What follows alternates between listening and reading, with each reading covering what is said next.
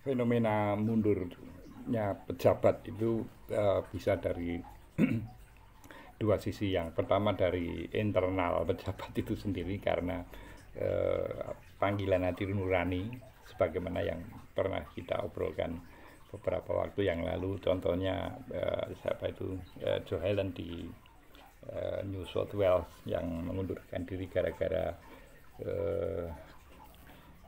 dia menggunakan supir kementerian untuk urusan pribadi, yaitu makan siang bersama rekan-rekannya di akhir pekan. Itu panggilan nuraninya mendorong dia untuk merasa malu dan menyatakan mundur dari jabatannya. Kemudian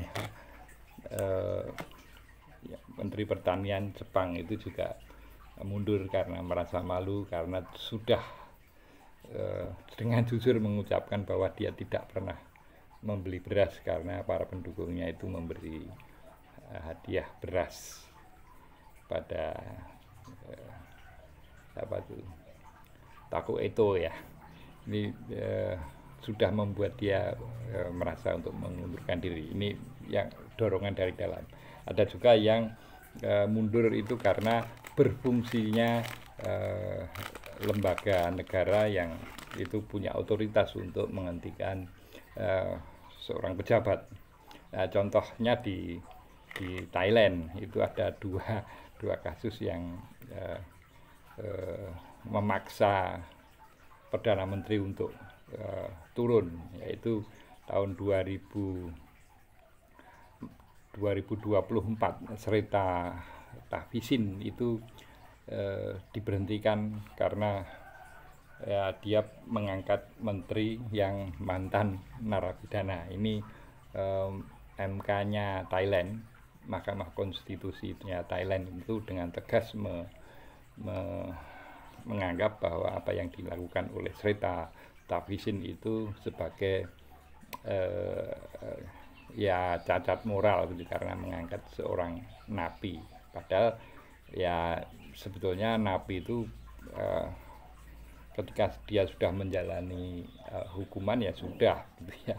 Artinya hak-hak politik dan lain sebagainya, barangkali cara berpikir Sreta Thavisin itu seperti itu, sehingga dia sudah menunaikan hukuman, maka dia sudah menjadi apa namanya, boleh menjabat publik. Tetapi ini MK tidak berpandangan seperti itu, bahwa pengangkatan menteri dari mantan narapidana ini adalah melanggar, ya mungkin melanggar etika publik gitu ya.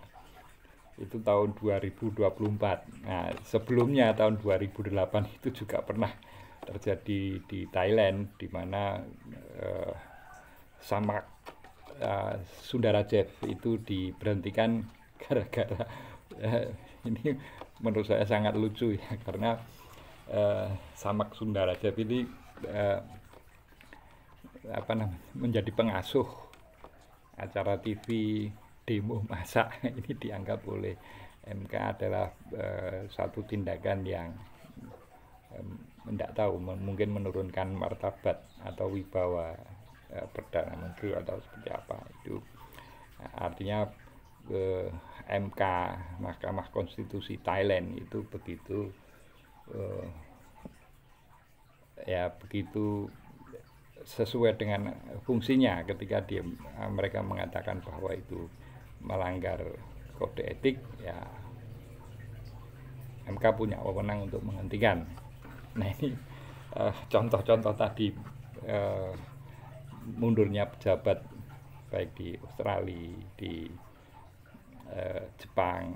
Nah, Anda bisa mencari sendiri daftar pejabat-pejabat publik yang mundur di kawasan dekat-dekat kita, di Taiwan maupun di Korea. Itu akan dengan mudah kita temukan contohnya.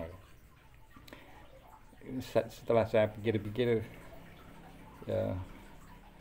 negara-negara itu Australia, Korea, Taiwan, Jepang, Thailand itu kok seperti cemen gitu ya.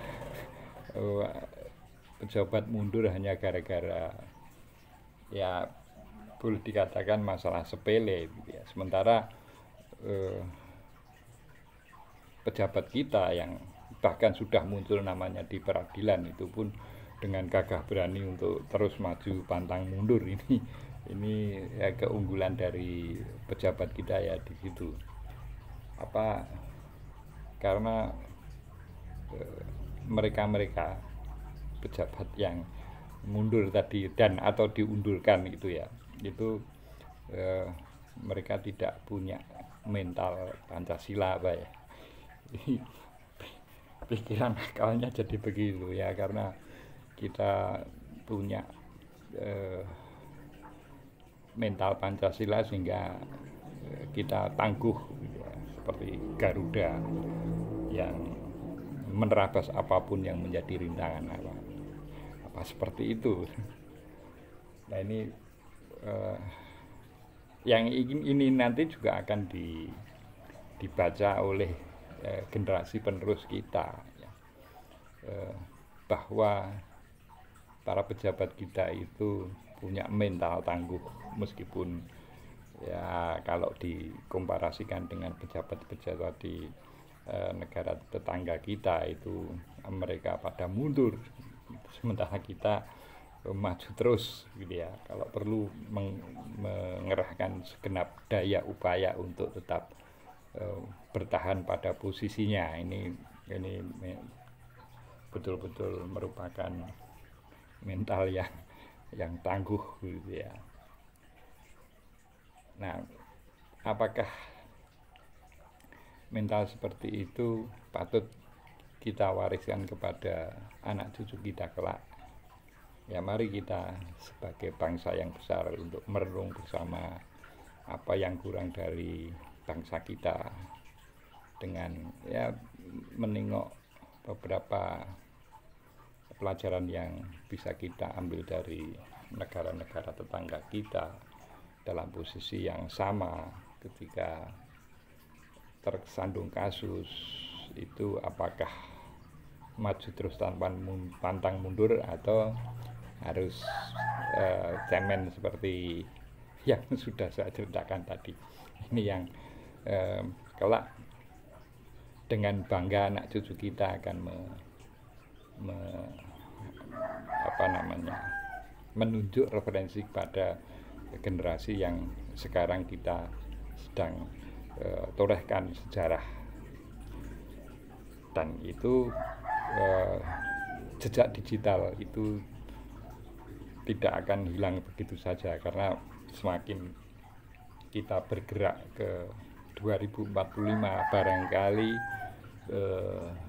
kemajuan teknologi, digitalisasi, artificial intelligence itu akan jauh lebih canggih dari yang sekarang, sehingga